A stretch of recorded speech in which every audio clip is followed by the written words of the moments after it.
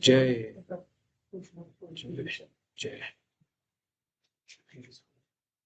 So welcome everyone to this Saturday class. We had a break last week.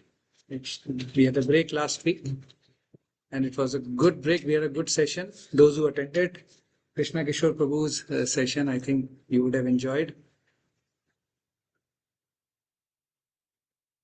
Yes. Okay. So we'll start with the Pranam Mantra.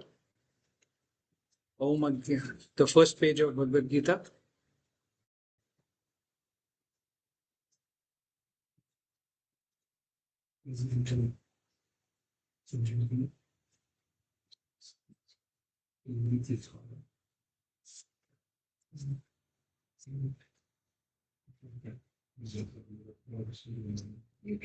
Om Ajnanatimirandhasya Jnananjanashalakaya Chakshurunmilitam Yena Tasmai Shri Guruve Namaha Shri Chaitanya Manobhishtam Sthapitam Yena Bhutale Swayam Rupa Kadamahiyam Dadati Swapadantikam Vandeham Shri Guru Shri Yuttapadakamalam Shri Gurun Vaishnavamscha हे रूपम साग्र जातम सगण रघुनाथान्वितम तम सजीवम साद्वैतम सावधूतम परिजन सहितम कृष्ण चैतन्य देवम श्री राधा कृष्ण पादान सगण ललिता श्री विशाखान्वितांश्च हे कृष्णा करुणा सिंधु दीन बंधु जगतपते गोपेश गोपिका कांता राधा कांता नमोस्तुते तप्त कांचन गौरांगी राधे वृंदावनेश्वरी वृषभानुसुते देवी प्रणमामि हरिप्रिये वाञ्छाकल्पतरुभ्यश्च कृपा सिन्धुभ्य एव च पतितानां पावनेभ्यो वैष्णवेभ्यो नमो नमः।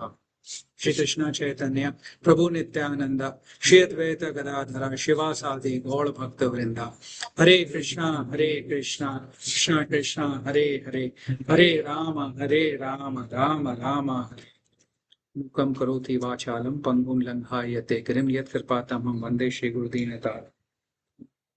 ओम नमो भगवते वासुदेवाय। ओम नमो भगवते वासुदेवाय। ओम नमो भगवते वासुदेवाय। So you have your sheets, the 10 offenses sheets. Okay. You might have to take it out on the WhatsApp somewhere.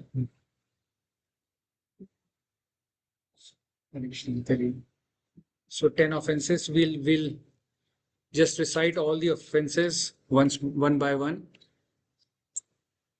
First, please repeat along with me. First, to blaspheme the devotees who have dedicated their lives for propagating the holy names of the Lord.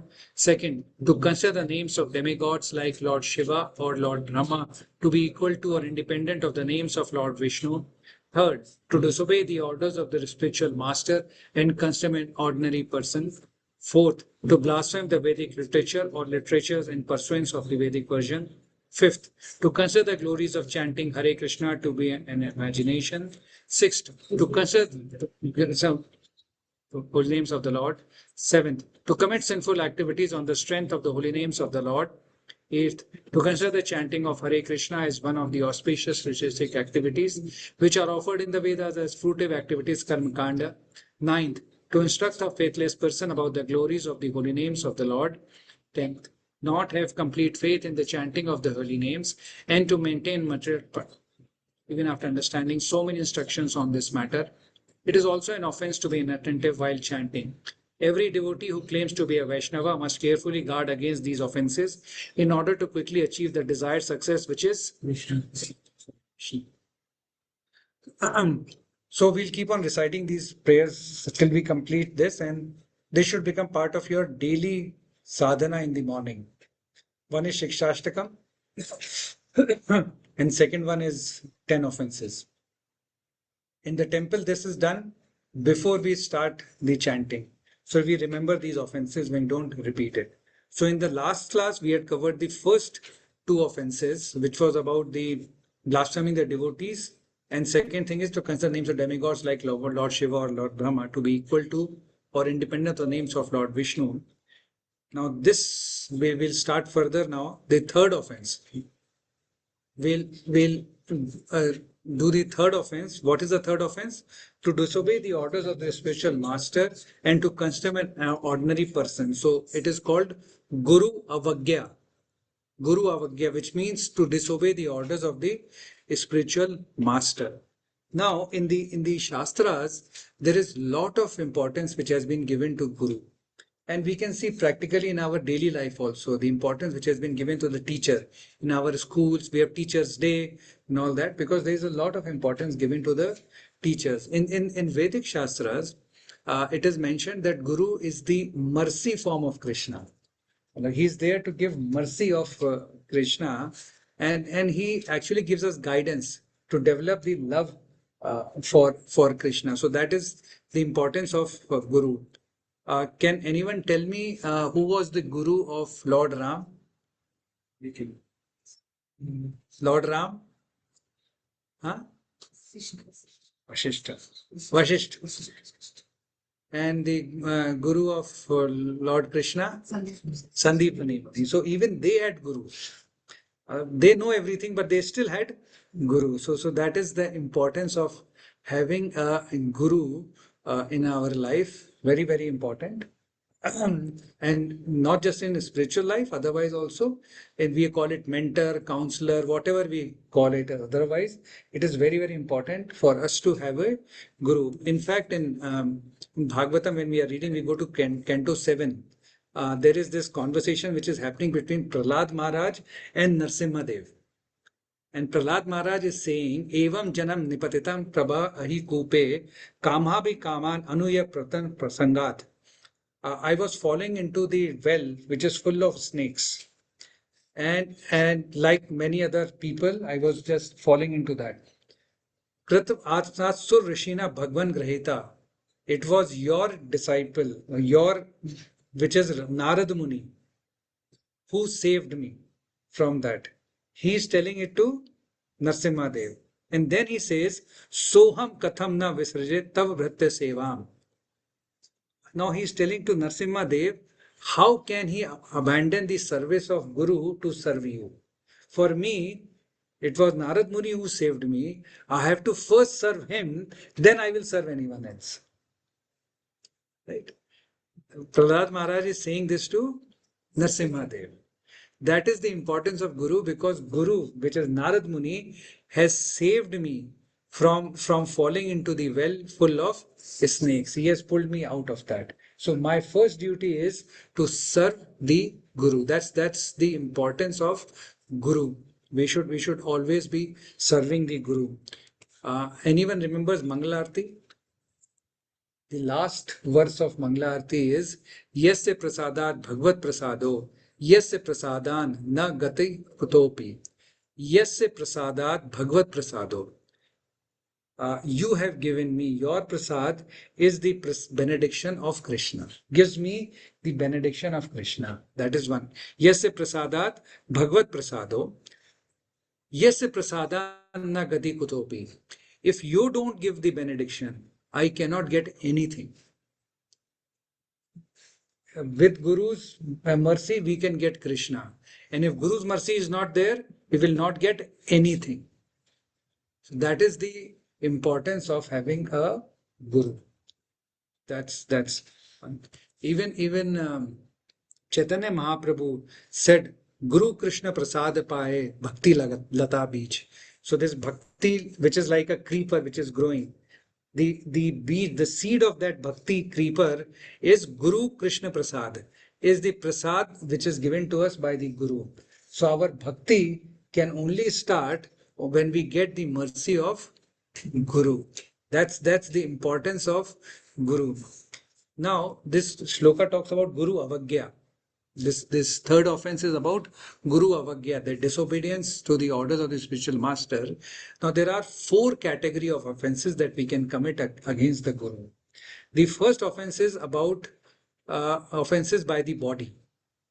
By body we can commit is when the spiritual master gives some instructions and we don't follow that. That is by body.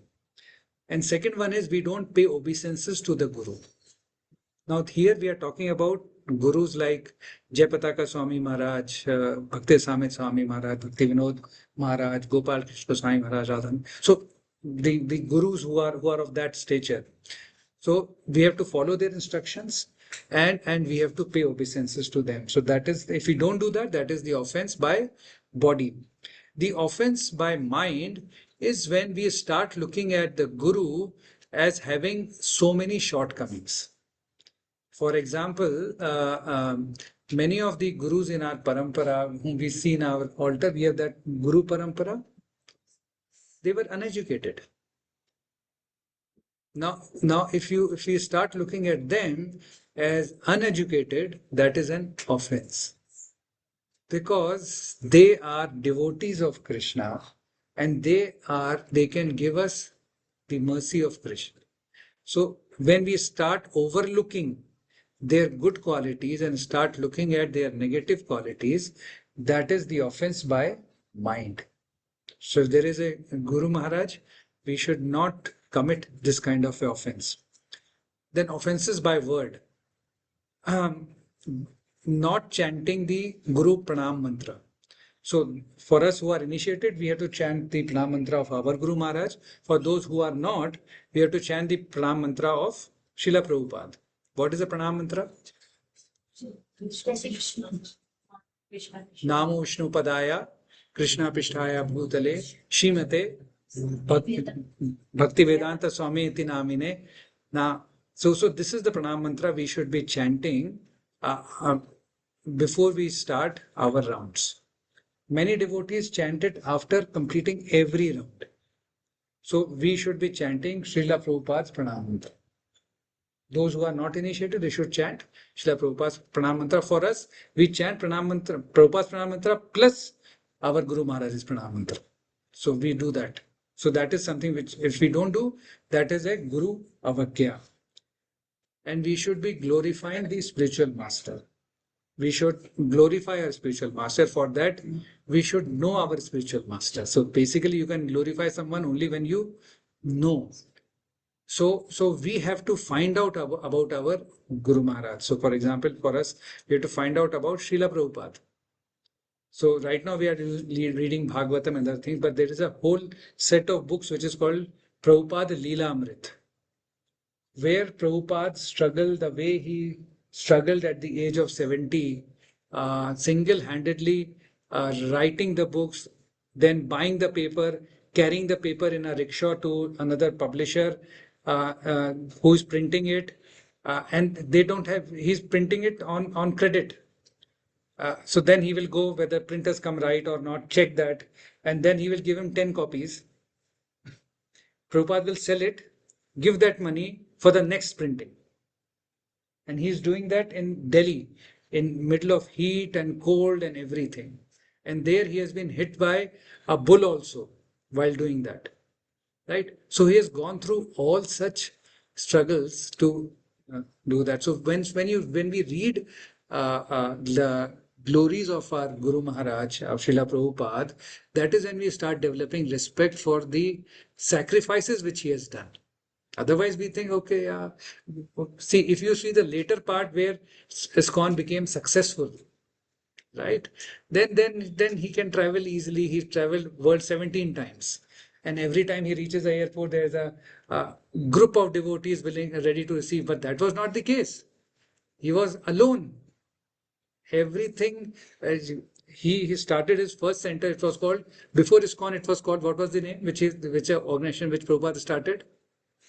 It's called League of Devotees. And he started it in Jhansi.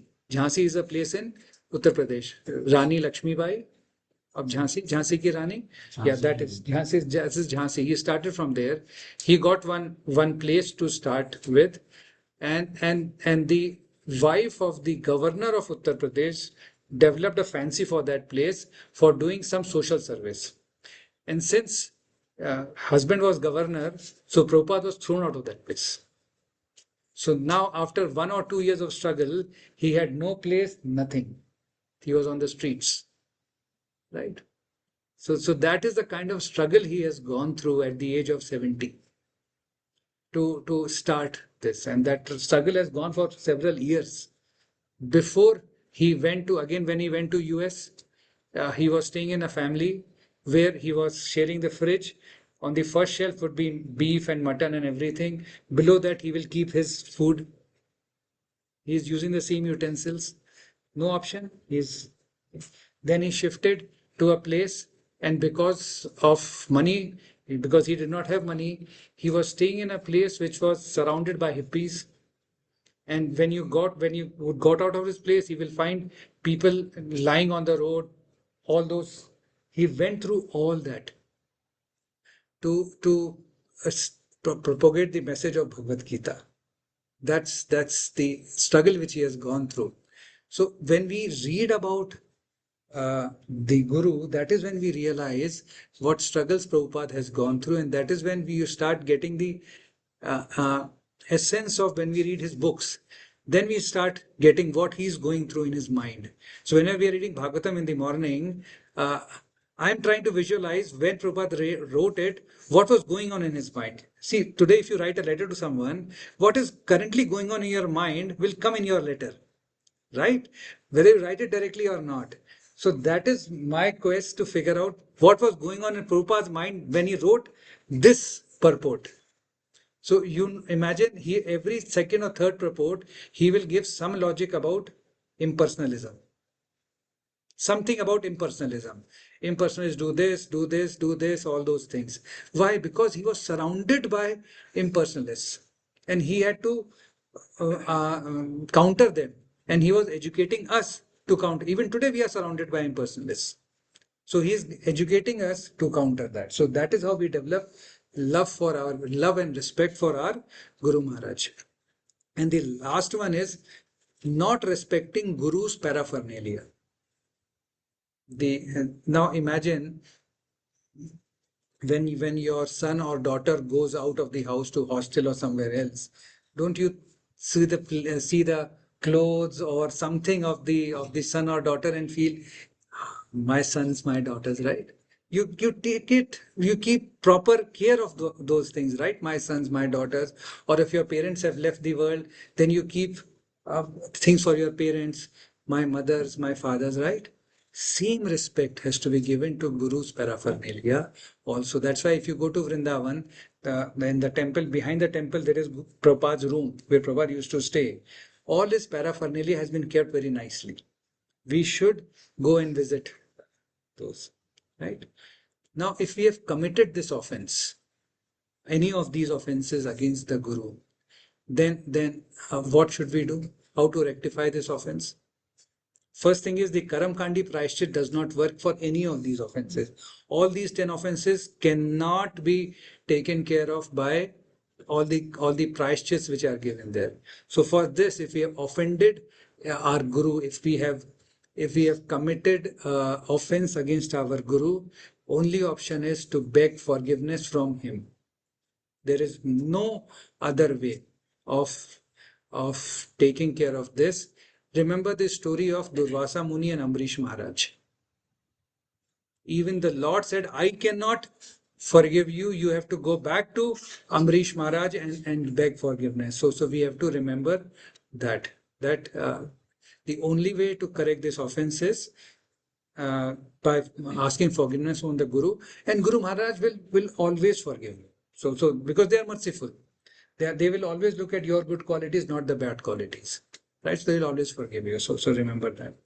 So now we'll come to the fourth offense. Fourth offense is to blaspheme the Vedic literature or literatures in pursuance to the Vedic version, which is called Shruti Shastra Nindanam.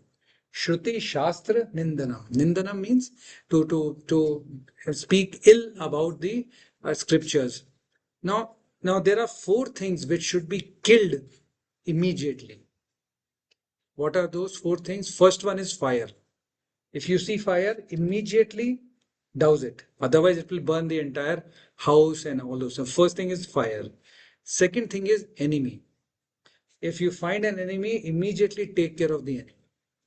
Third thing is snake. If you find a snake, take care of the snake immediately. And the fourth is doubt. Fourth is doubt. If you have a doubt in your mind, immediately resolve it. Don't let it stay in your mind for long. And because doubt is the starting point of breakage of any relationship. Any relationship. We have heard in Shastras that the stool is bad, but cow dung is pure. Right? Now, if you have this doubt, talk to someone and get it clarified. Don't keep it in your mind. Second one, you think touching the dead body is bad, and we have this conch shell kept in our altar, which is the dead body of a snail, nothing else. So moment we have any such doubts, immediately reach out to the right person, ask for clarification and get it clarified. Because doubt is like a thief which will come in the dead of the night. And then it will steal away everything. And the dead of the night is when you are low in your spirits. When you are struggling with problems, that is when the doubt comes. Oh, they were saying this will happen, that will happen. Nothing is happening. Because doubt was there. That is when you are low in your spirit, that is when the doubt will come out and will take you away. Right? This doubt, whether it is for Shastras, whether it is for your family, anyone, if you have any doubt, clear it immediately. Otherwise, it will kill you. It will kill your bhakti. So that's the third thing. Now, what is the relationship between the chanting of the holy name and blasphemy of Vedas? See, this talks about Vedic. You should know. Now, what is the relationship between the two? Any guesses? What could be the relationship between chanting of the holy name and blaspheming the Vedic literature? Maybe it is not going to be accepted if we can. Yeah, that is true. But what is the real relation? Why Vedic literature, blaspheming, and holy name chanting, how are they related? How are Vedic literature and holy name related? If you're not chanting properly, then that Literatures results in are a to understand the like holy we name of Lord. Exactly. See, Vedas or the Vedic literature comes from the breath of Krishna. And Vedas glorify the holy name. And now, if you are committing offenses against holy name, you are committing. If you are committing offense against Vedas, then you are committing offense against the holy name, because Vedas are talking about the glories of the holy name. Now, Bhagavad Gita ends with, which is the most important verse at the end? Sarvadharman parityajya mam ekam sharanam. So Krishna says, abandon all varieties of religion and surrender to me. Right? Bhagavatam, when we complete, we will reach this verse, which is the final verse of Bhagavatam, which is Nam Sankirtanam Yasya Sarva Pap Pranashanam Pranamo Dukh Shamanas Tam Namami Harim Pram. Nam Sankirtanam Yasya Nam Sankirtanam Sarva Pap Pranashanam, which means it will destroy all the sins. Pranamo Dukh Shamanas. Dukh Shamanas. Dukh means miseries. It will take away all miseries. Tam namami harim param. I bow down to the holy name. So Bhagavad Gita ends with saying that by bowing down to the holy name and chanting the holy name, everything will be taken care of. Right? That is why Bhagavad Gita is called the graduate level study and Bhagavatam is called the PhD level study. Because Bhagavad Gita, where it ends, it ends with glorification of Krishna. And Bhagavatam starts with glorification of Krishna, but ends with glorification of holy name. Right? That is the importance. And if we are committing offense against the Vedic literature, we are committing offense against the holy name, because Vedic literature talks about the glories of the holy name. Now, how to rectify this offense? Again, remember and think Durvasa Muni and Maharaj Amrish story. Now, how to rectify? So to glorify in to serve the So, serve the. whatever we are doing. So, offense is against the Vedic scriptures.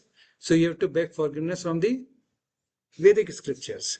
You have to do arti. You have to pay obeisances to the Vedic scripture that and read the scriptures and glorify the scriptures. There is no other way. Remember, all the offenses, rectification is to beg forgiveness from the person to whom you have offended.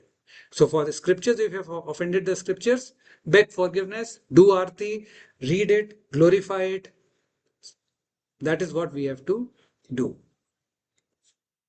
Fifth offense is to consider the glories of chanting Hare Krishna to be an imagination. Tat arth vado. Tat arth vado. That's what it is means. It is like thinking that it is an exaggeration. That chant Hare Krishna and be happy. How can it be? Then all the counselors and the psychologists will say just chant Hare Krishna. It doesn't happen that way, right? Even if you chant the Lord's name once, you will get all the happiness. I'm chanting 16 rounds, I'm still unhappy. Right? How do you answer that? We have forgotten the asterisk at the end, which is TNC apply. Terms and conditions apply. What is those terms and conditions? These 10 offenses. We cannot perform the. Remember in the first I talked about Naam Aparad, Naam Abhas, and Shuddha Naam. Chanting that one time, it has to be in the Shuddha Naam stage. We are in Naam Aparad stage, sometimes we go to Naam Abhas stage, but we are never in Shuddha Naam stage. That is why. That is the problem. Now, how to get the results of chanting? We are chanting, we are doing endeavor, but we are not happy. So what to do that? For that, you have to remember Damodar Leela, and which we'll keep on repeating starting 2 days from now. What happened? How did Yashoda Mai tie Krishna? Rope was running short. 2 fingers short. Yes, Mataji. What were those 2 fingers? Yashoda Mai's endeavor, and second finger denotes Krishna's mercy, right? So we have to remember the 2 fingers, which means for chanting the holy name, we have to do our endeavor, and then we have to wait for Krishna's mercy. We have to do our best, and to Krishna leave the rest. Right. So that is how we can get the benefit from chanting. Just because we are not doing offenseless chanting, we are not getting the result, but nevertheless, we are getting the benefit. Benefit we are getting. Slowly. Remember the story I had shared in one of the classes about boy asking his father, why are you asking me to read Bhagavad Gita every day? I don't understand anything. And then the father gives him a bucket in which they used to store coal. And that bucket is full of holes. And he says that take this bucket and go to the river and bring water. And the boy laughed. How can water be there in this bucket? It will all leak. He said, no, do it. So the boy will go to the river, fill the water, and fair enough, the water will go away. This he did for 10 days, and then the boy got really angry. He said, no, why are you making me do this? What is the use of this? He said, now look at the bucket. Now look at the bucket. It was a bucket of coal, black. Now it is cleaned. So even if we are not able to chant with proper attention, without any offenses, cleaning is happening. Cleaning is slow, but cleaning is happening. So we'll continue. We have to continue with our chanting. Try to avoid as many offenses as possible. We'll do that, but we should continue chanting. And some point of time, Krishna will say, okay, person is struggling so hard, let me give the mercy. But before that, he will do some test also. Right? So exam, teacher will never pass easily. Na? They will give some test. What is that? Mid semester, mid-term, half yearly, all those kind of tests will come. All those tests will come. If we continue chanting, that is when Krishna's mercy will come. Those tests will come. And the degree of those tests will keep on increasing. Class 1 test, first year. Second year, class 2 test. Third year, higher test. More tests will come. And Krishna is watching whether you are chanting or not chanting. If you stop chanting, right? So we have to continue chanting and we will get the benefits. So never think that the glories of Hare Krishna Mahamantra is the imagination. That is why we have to keep on reading scriptures where we hear such stories of how people got the benefit. Now, those are obviously stories which are there to motivate us, right? Not necessarily that we'll be able to do that, but that is possible. If we do it properly, if we do it with effort, it is possible for us to get those benefits. Now, if we have to rectify this offense, we thought that Hare Krishna Mahamantra glory is exaggerated, then what should we do? We should chant. Seek forgiveness from the Lord, from the Hare Krishna Mahamantra. Seek forgiveness from the Lord, because this is his name. We seek forgiveness. Approach a Vaishnava who is enjoying the chanting. Hear from them the glories of the holy name. Hear from them the glories of the holy name, and that is the way this sin will be counted. That is why it is very, very important for us to continuously hearing about devotees, about Guru, about scriptures, about holy name regularly. Because outside world will keep on telling us this is all wrong, wrong, wrong, wrong. Some Guru will get caught somewhere doing some nonsense. They'll be behind the jail. Our mind will say, oh, see, it is like this. But then you forget that there are millions, only one has a problem. Then why do you want to worry? It is the case everywhere. So unless we are in association, unless we are hearing, it is very difficult for us to continue with our bhakti. Okay. So today we have covered the 3 offenses. So total we have done 5 offenses now. In the next class, we'll see how many more that we can cover. Hare Krishna. Any doubts, any questions in any of these 5 offenses anyone has? Okay, fair enough. So now we have the